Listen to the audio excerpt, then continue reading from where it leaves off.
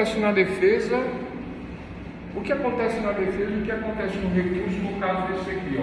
Eu utilizo o método hipotético dedutivo, eu utilizo todas essas hipóteses, né? A defesa vem e nega, fala que não, fala que tem provas, né? Existem provas de que ele é somente usuário, né? Além das que eu falei, da própria confissão, ele junta testemunhas que falam, não, ele é só usuário. Ele sai todo dia e fuma uma coisinha dele lá no campo e volta. Só usa, ele não vende, não existe prova de que ele vende, né? Mas aí os laudos, a questão do tráfico, tudo informa, né, os antecedentes que ele vende, né? O método hipotético dedutivo. Lá na dialética, lá na frente do fórum, que é as antíteses, na síntese ele é condenado, na síntese que é a sentença ele é condenado. Mas aí a defesa não se conforma e fala, eu vou recorrer, como assim? Não pegou na minha mão, é meu? Não pegou na minha mão, não é meu, eu recorro. Eu recorro e eu vou ganhar, porque eu vou provar que estava lá no campo. Aí eu falo no recurso que não era meu, que estava lá no campo. Aí a própria polícia vem e fala, realmente, não pegamos na mão dele. Pegamos lá no campo. Tudo bem que era no lugar que ele estava correndo, né? Ele estava nesse mesmo lugar se apanhando. Mas não é dele. Ele está falando que não é dele, não pegou na mão dele, não é dele. Então esse é o recurso. Aí o juiz analisa e faz uma nova dialética. Fala, parece que o material é o mesmo que está no bolso dele, mas ele diz que não é dele. Pode até ser a mesma, vai saber se ele não comprou lá. Né? Isso pode modificar sim a síntese no segundo grau, a sentença no segundo grau. O recurso pode ser modificado, ele pode até ganhar, né? O recurso.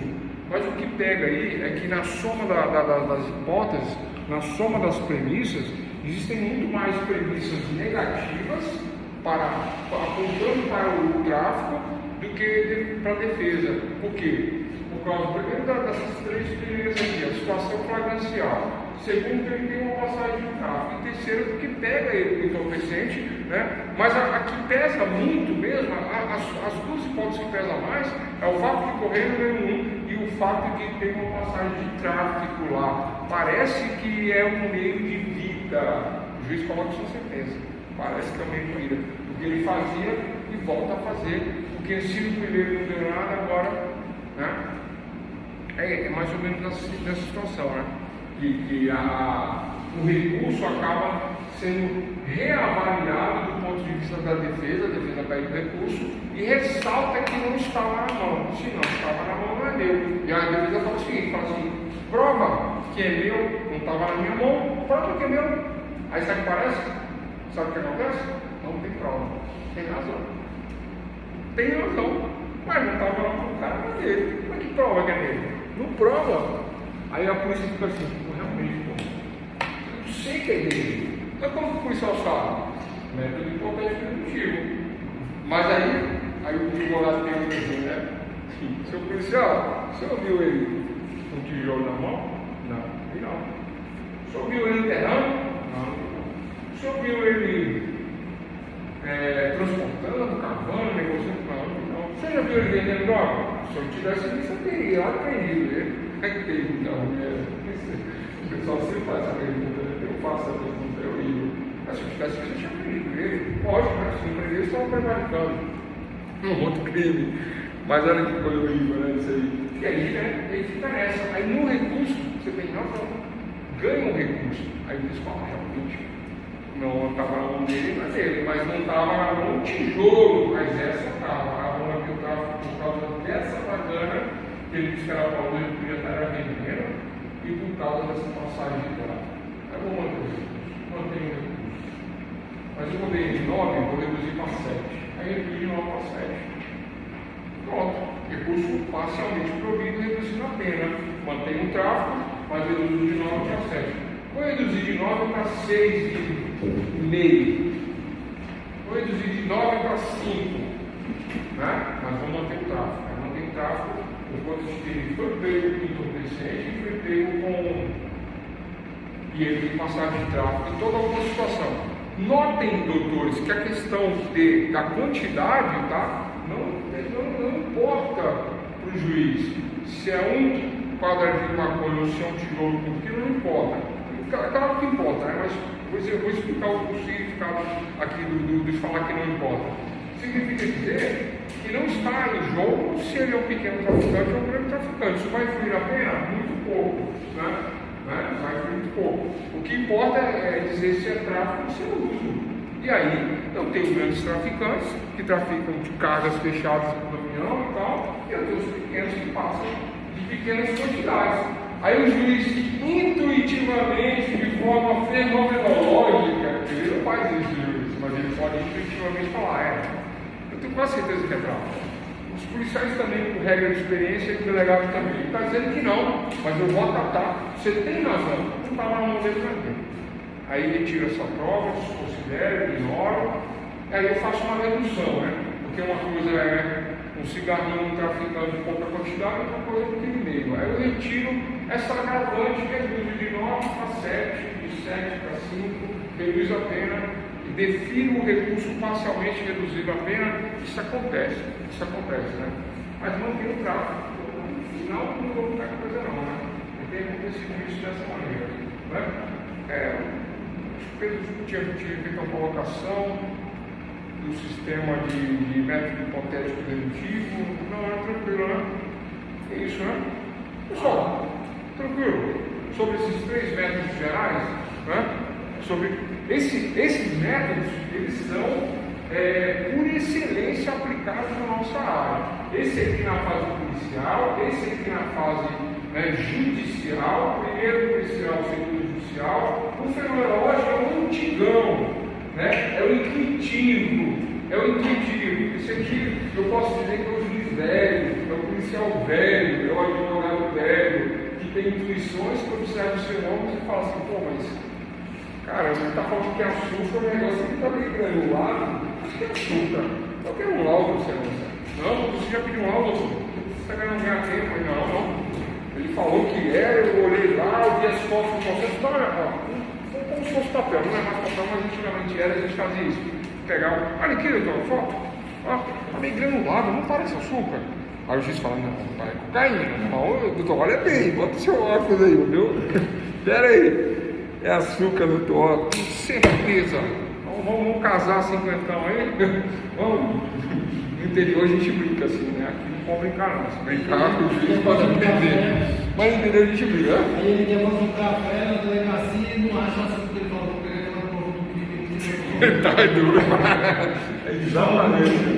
Mas na história do laudo do açúcar, né? O cara não chegou pra mim e falou, não é açúcar. Aí eu falei, tu está brincando comigo? Tem certeza? E eu fiquei com essa dúvida. Quando eu fiquei com a dúvida, eu falei, pô, se eu fiquei, o juiz vai ficar. Aí eu pedi um laudo, excelência, eu quero um laudo. É que tinha muito açúcar misturado com cocaína, e na hora do exame eu não sei o que aconteceu, que só saiu realmente açúcar, saiu açúcar no laudo. Foi uma surpresa para todo mundo, para mim, para o juiz e para ele. E ele ficou resolvido. É brincadeira, né? E é isso, pessoal, né? Em relação ao recurso, tá? Tem direito ao recurso, pode ser analisado desse ponto de vista aí, pode ser verificado que realmente, né, bater nessa tecla de que não há evidências que aprovem dele e pode ser amenizada a situação. Mas não interessa a quantidade, se é um tijolo de maconha ou se é uma bagana de maconha. Só para fechar, um artista famoso da Globo, né? Ele ia lá todo dia não, ele ia uma vez lá no pé da Rocinha. Eu vou contar rápido. Ele ia no pé da Rocinha. Êxtase, é verdade, verídico, tá? Êxtase, maconha, cocaína, tinha mais uma outra droga lá que ele comprava uma quantidade grande.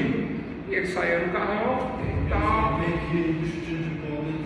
Só que uma vez ele saiu, a polícia, opa, perdeu, e tal, não sei o que. Então, olha você, o que você está fazendo aqui? Tá maluco? Não, vamos explicar para o delegado da delegacia. O delegado olhou, o que eu faço, cara?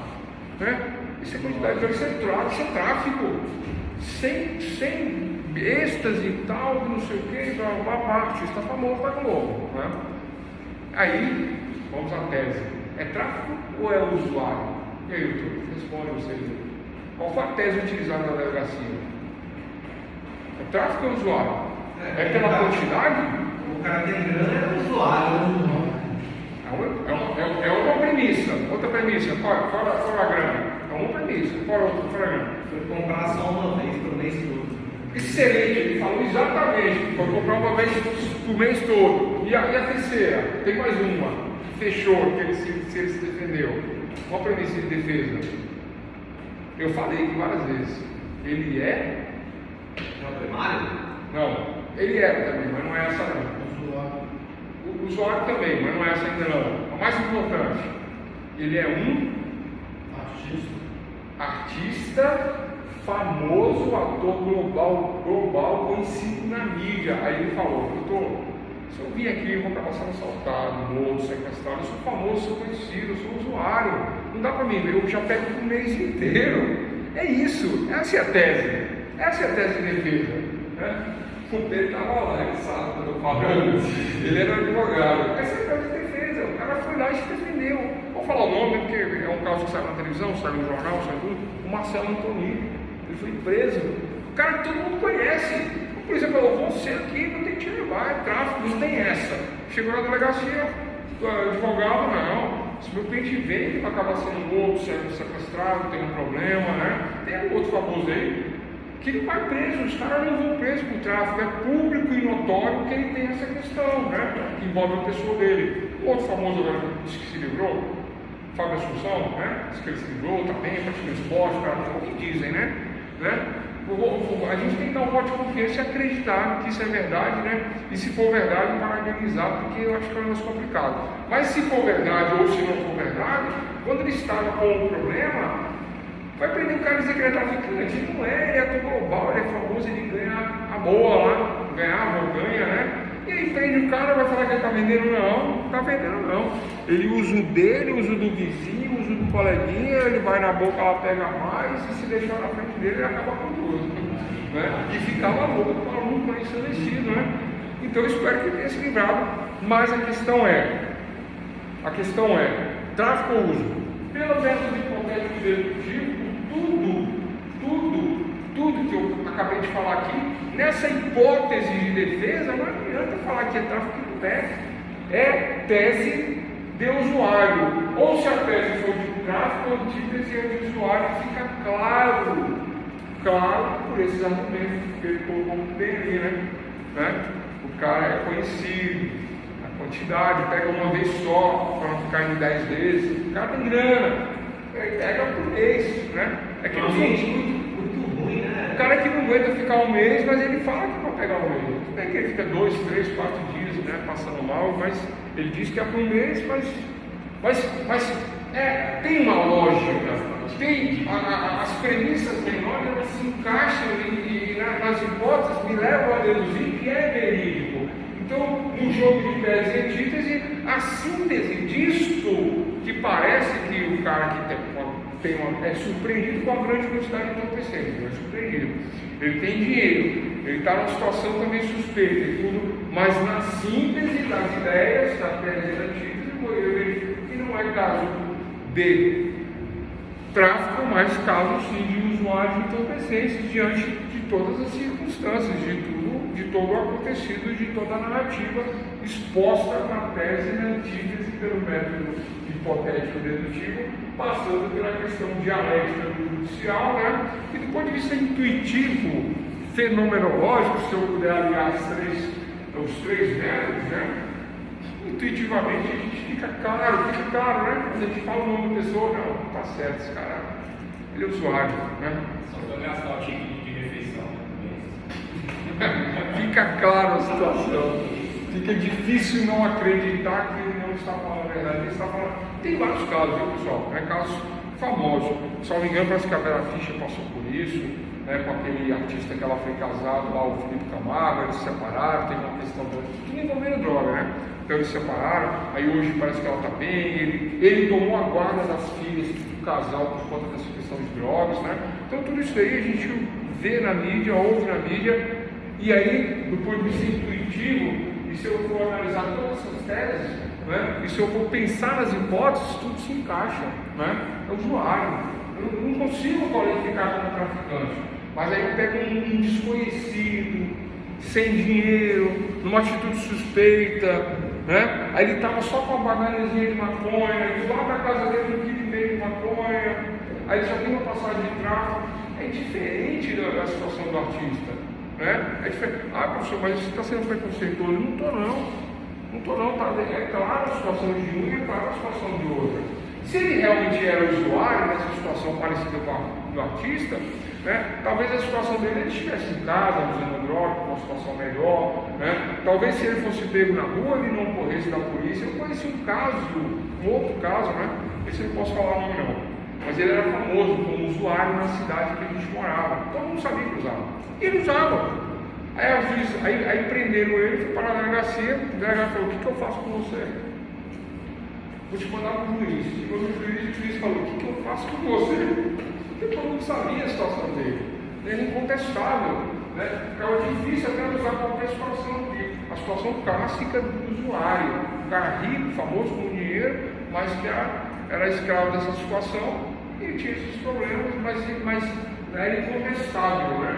É isso, doutores, né? Tá aí os últimos 3 métodos apresentados. Agora nós vamos falar de pesquisa, vamos dividir e vamos trabalhar alguma coisa prática também em cima do que nós falamos na aula de hoje e de ontem.